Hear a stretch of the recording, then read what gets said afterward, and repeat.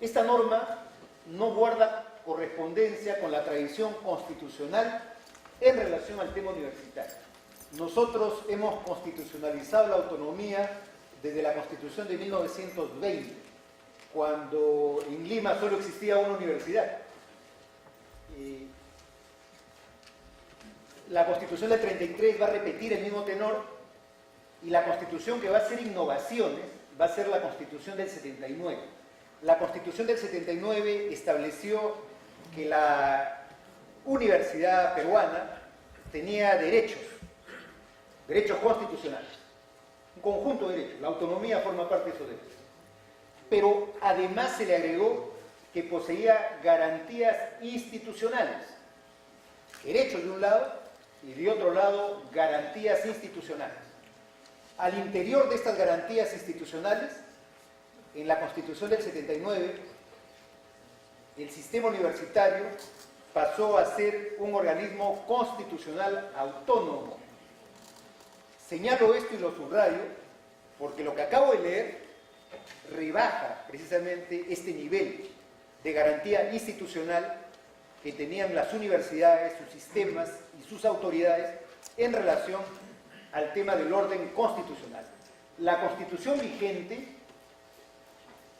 en el 95% de la redacción, ha repetido los mismos presupuestos que fueron hechos en la Constitución del 79, que va a tener una ley orgánica de desarrollo constitucional, como muy bien lo ha dicho el doctor Ramírez Chávarri, cuyos teóricos van a ser Luis Alberto Sánchez, y lo menciono porque la reflexión de Sánchez, y si uno sigue el pensamiento de Sánchez, va a encontrar en la Universidad no es una isla este concepto redondo de lo que era la autonomía, ¿no? Sánchez va a describir cómo, y también he escuchado con atención la exposición de Iván Rodríguez, cómo esta universidad de convento va a empezar a establecer sus propios fueros académicos, ¿no? En San Marcos hasta 1921 había una facultad de teología. La facultad de Santo Toribio se va a autonomizar, viene de San Marcos, pero en función del debate planteado precisamente por el lado de la autonomía. La autonomía es una autonomía normativa, administrativa, económica, pero sobre todo académica. Y me remito a la Carta de Boloña. La Carta de Boloña ha reiterado la tradición de Boloña de la autonomía. Lo ha subrayado, que el contenido esencial hoy día de la autonomía es académica, es epistemológica. Los otros elementos de la autonomía son para reforzar esta autonomía científica. La norma que acabo de leer rebaja todos esos presupuestos. Lo rebaja. Y además, el artículo siguiente, cuando establece el cuerpo rector, ponen a un representante del Ministerio de Educación, a un representante del Ministerio de Economía. No estamos acá hablando necesariamente de ciencia, no estamos hablando de un premio Nobel, sino estamos hablando de un administrador, de un burócrata, seguramente bien intencionado, pero que viene a dirigir el sistema universitario. Y creo que el debate tiene que plantearse en esos términos. El debate tenemos que traerlo hacia la ciencia. Los que somos universitarios tenemos que traer el debate hacia la ciencia. Y es por eso que yo quería plantearles, acá hay varios rectores, lo que nosotros debatimos en Derecho, ¿no? Yo enseño el curso de Derechos Fundamentales. ¿Y qué debatimos? Yo siempre digo, la universidad tiene derechos, tiene garantías institucionales, pero al interior de la universidad los actores tienen derechos fundamentales. Por eso existe esta institución, el CODACUM, porque los actores, el alumno, el profesor, las autoridades tienen derechos, ¿no? Yo siempre digo, oye, es admisible en el terreno, voy a poner un ejemplo, ese ejemplo nada más, que nadie se sienta ofendido. ¿Es admisible tener una universidad femenina? ¿Y por qué no tenemos una universidad masculina?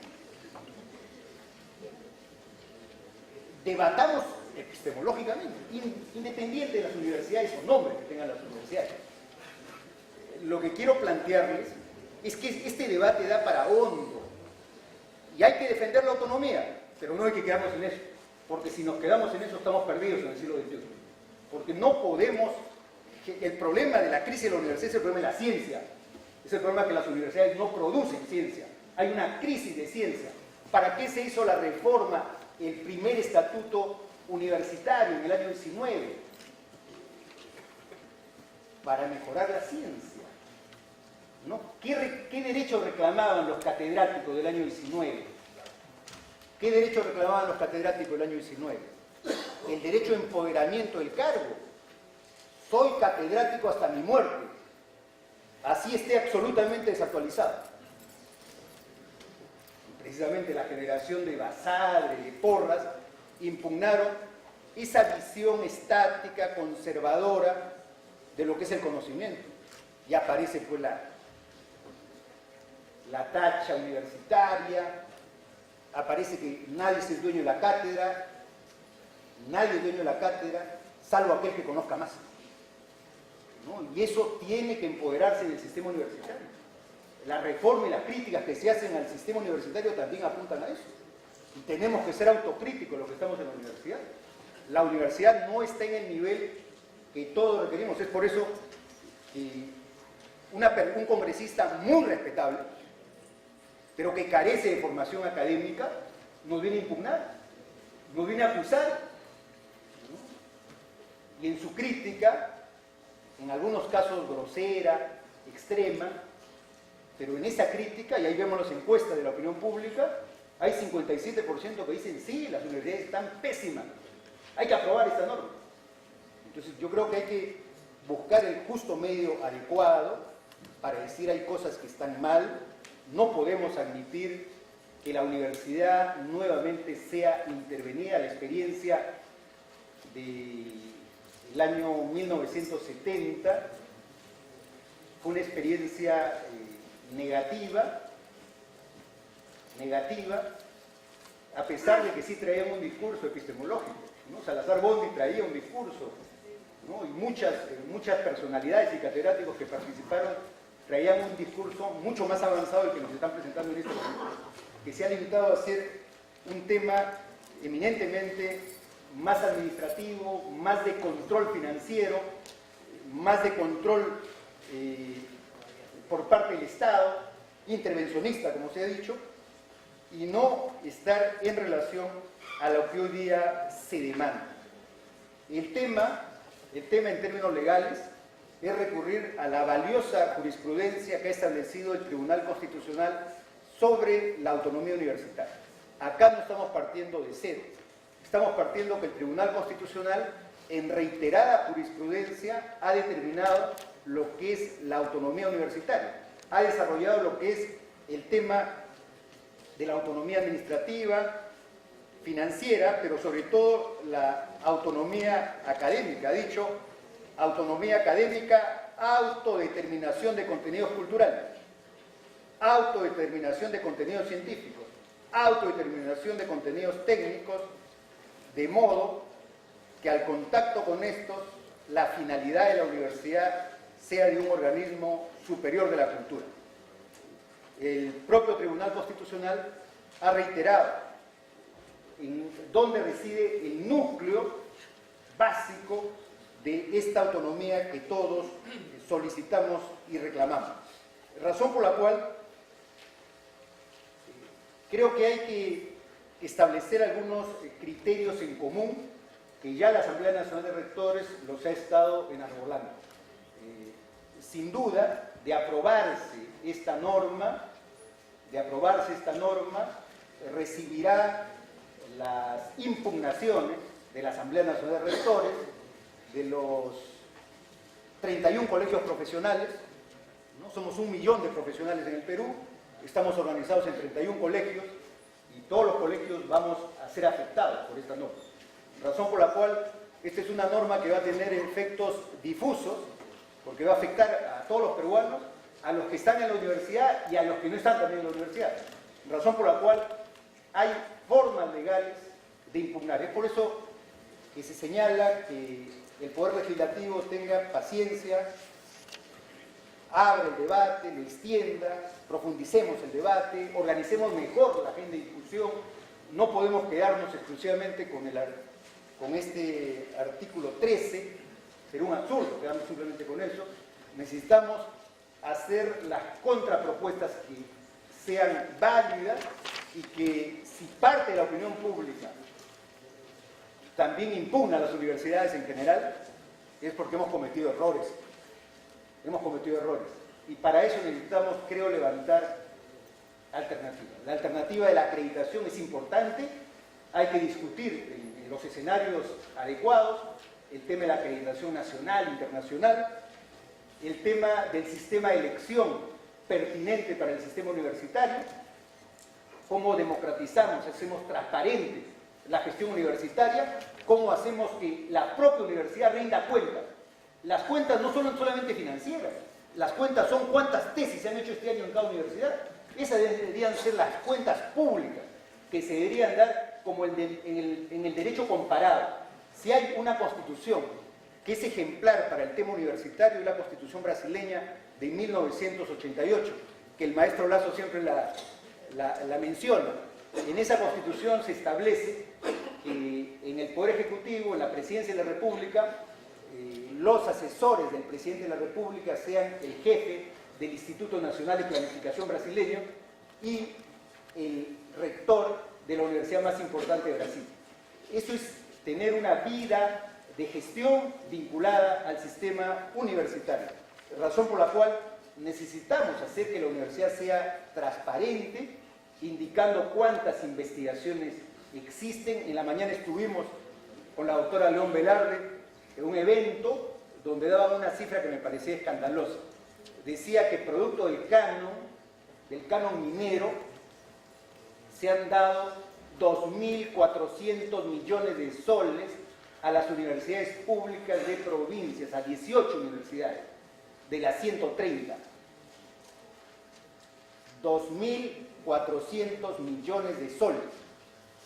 Es una cantidad muy significativa. Estamos hablando de más de 1.000 millones de dólares. Y solo se ha gastado 700 millones. Y de esos 700, el 85% ha sido invertido en infraestructura. Y solo el 15% ha sido usado en investigación. Y 1.400 millones de soles no se ha usado para nada. Están guardados en los bancos. Y el único que está ganando son los bancos.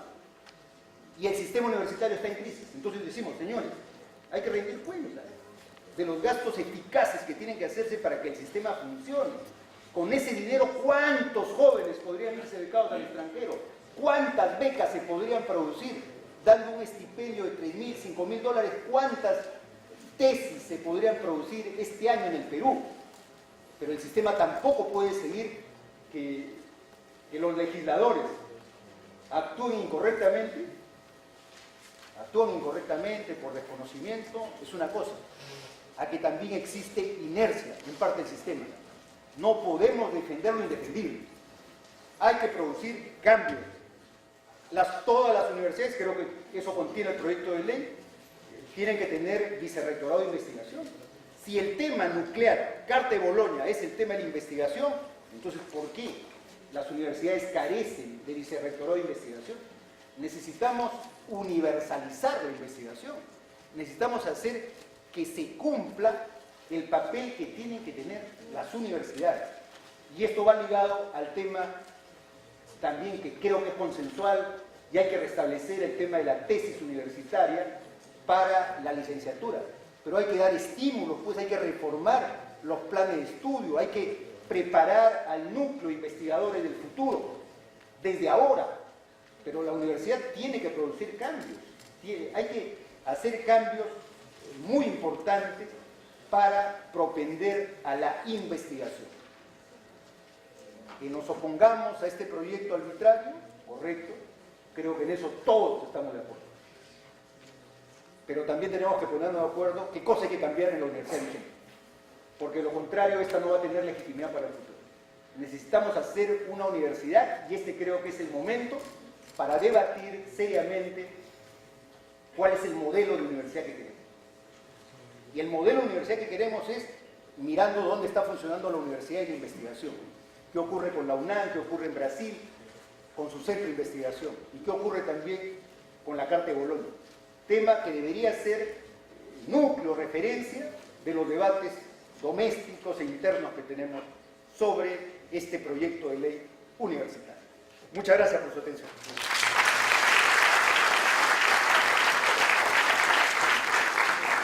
Con la palabra del señor decano doctor Raúl Sanamé hemos terminado la primera parte de esta sesión. Vamos a pasar a la estación de preguntas. Si tuvieran ustedes alguna que formular a los señores expositores. Bien.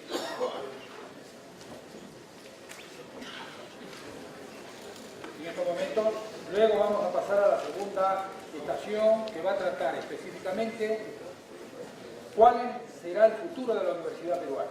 ¿Qué ley universitaria necesita el Perú? En este momento los señores expositores están seleccionando las preguntas correspondientes, las más breves posibles, por favor, a fin de poder disponer de este valioso tiempo en que se está tratando la problemática de la universidad peruana.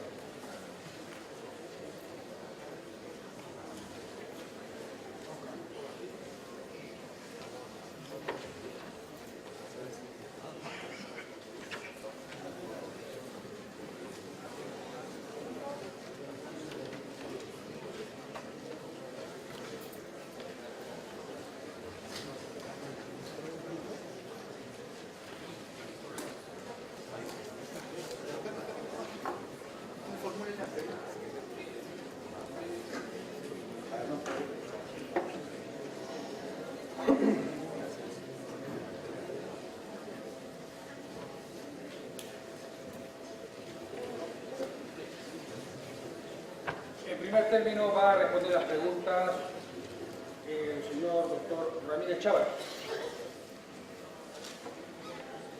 Dice, ¿qué pasaría si la intervención del Estado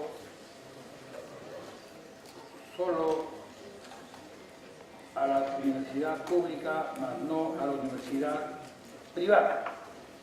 Nos pregunta igualmente, ¿el derecho a la educación realmente puede considerarse como servicio público? La palabra del doctor Ramírez Chávez. Bien. Hay un sector de la academia o de la universidad que va por el lado de que el Estado solamente debe intervenir en la universidad pública, más no en la universidad privada, ¿no? Y la superintendencia que se crearía o que debería crearse es para la evaluación o para el tema de la calidad, ¿no? O para la regulación de este servicio por parte de la inversión privada. Entonces, una suerte de SUNAS o SINERMIN, una cosa así. Bien, pero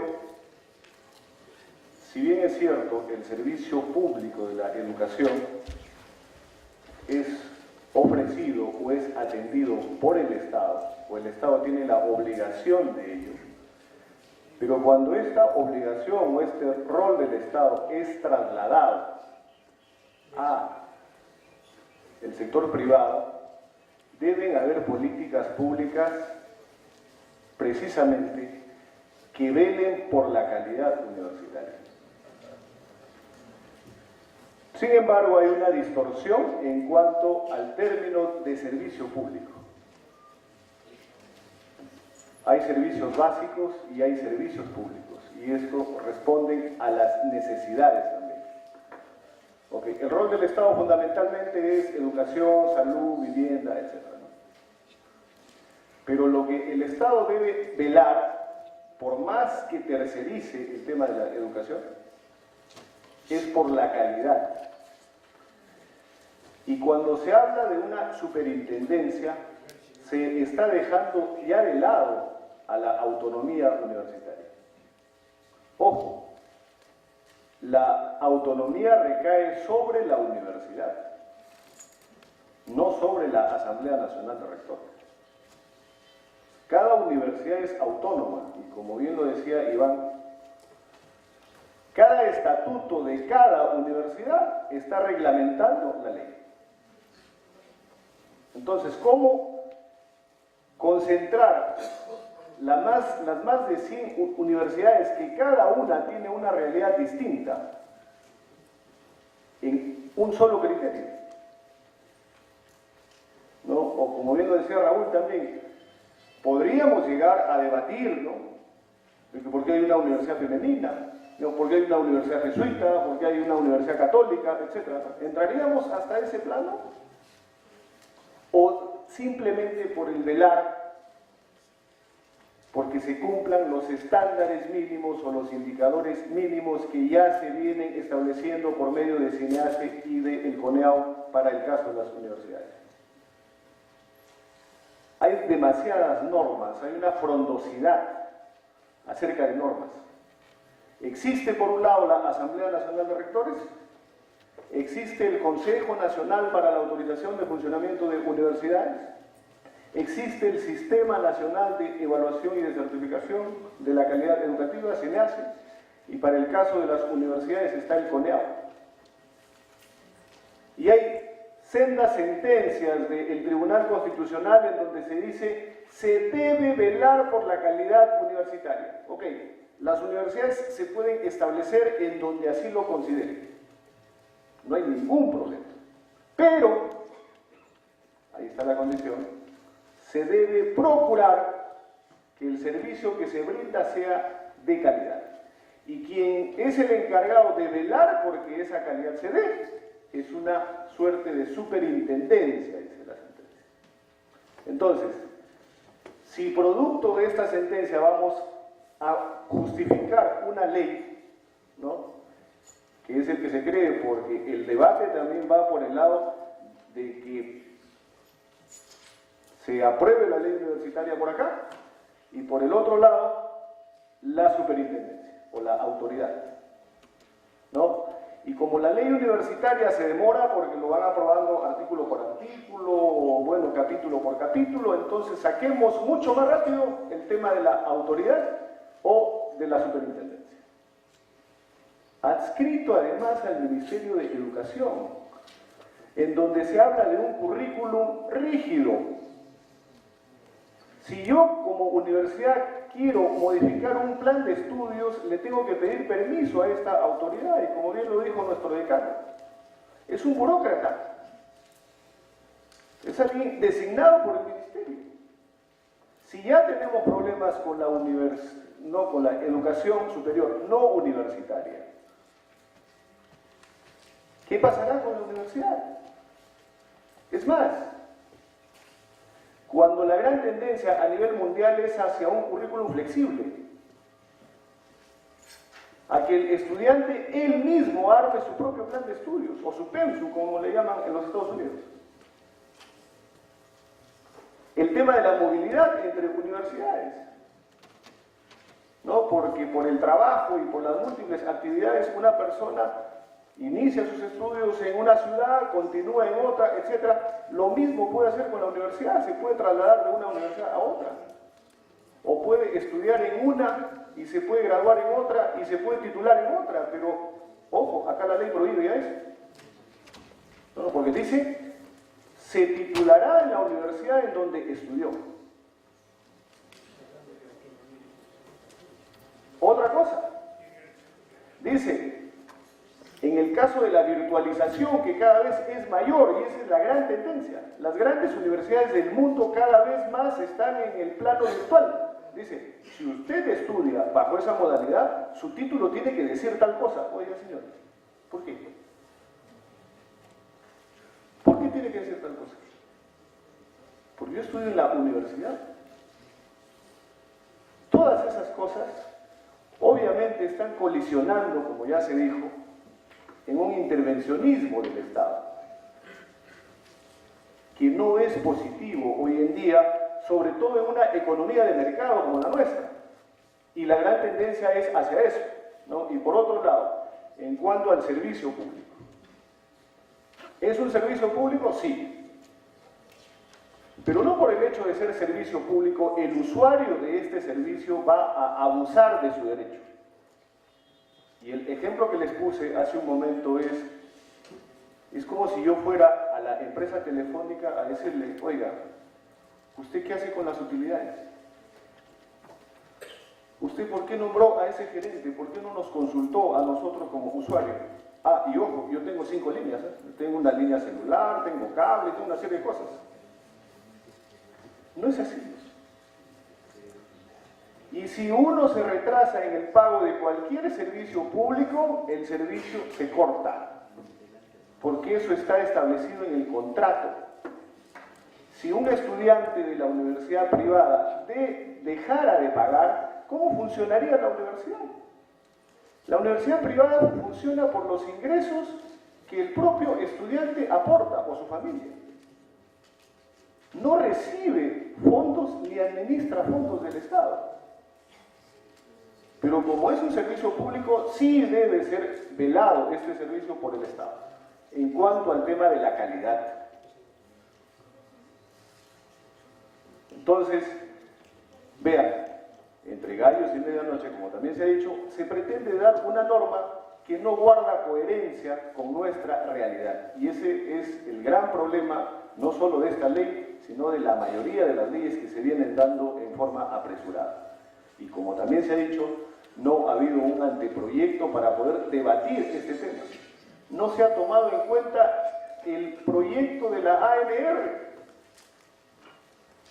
Es como si yo quisiera dar una ley sobre salud, que están pidiendo facultades para legislar sobre salud, sin escuchar a los médicos.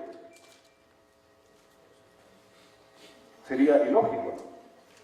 Pero bueno, esperemos que esto no prospere y que escuchen a quienes tienen conocimiento sobre este tema, porque todo aporte es muy bienvenido para sumar, ¿no? Porque acá se trata precisamente de eso. Hay que sumar los aportes, hay que sumar las ideas por el bien común, que en este caso, ¿cuál es? Una educación de calidad. Gracias.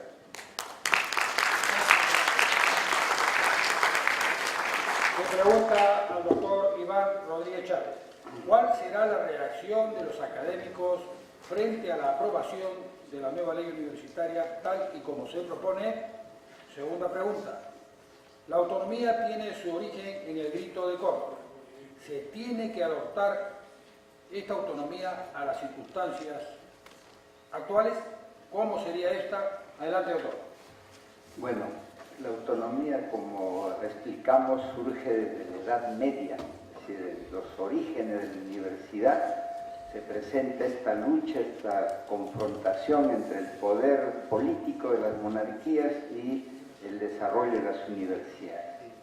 Pero ¿qué cosa es lo que ha ocurrido en la historia de la universidad, y especialmente en América Latina? Pues algunas veces ha perdido la autonomía, y acá también la habíamos perdido.